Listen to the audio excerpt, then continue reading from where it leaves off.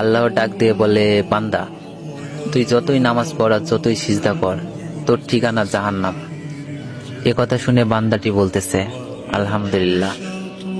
আল্লাহ বলে, এই বান্দা, জাহান্নামের কথা শুনে কেউ আলহামদুলিল্লাহ কয়? বান্দা বলে, আল্লাহ, জাহান্নামের মালিকও তুমি, জান্নাতের মালিকও তুমি। তুমি আল্লাহ যদি খুশি হয়ে আমাকে জাহান্নামও দাও, আমার আপত্তি করার কোনো অধিকার নেই। আল্লাহ বলতেছে, বান্দা, জাহান্নামে গেলে তুই পুড়ে যাবি, তোর কষ্ট হবে।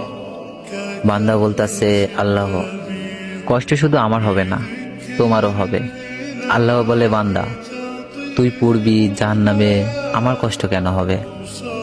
বান্দা বলে, আল্লাহ, মায়ের কোলে সন্তান যদি পানিতে পড়ে যায়, তাহলে দুনিয়ার কোনো মাই যেমন দূরে দাঁড়িয়ে থাকতে পারে না, দৌড়ে গিয়ে বাচ্চাকে কোলে নেয়, আমার বিশ্বাস ওই মায়ের চেয়ে কোটি কোটি গুণ দয়া তোমার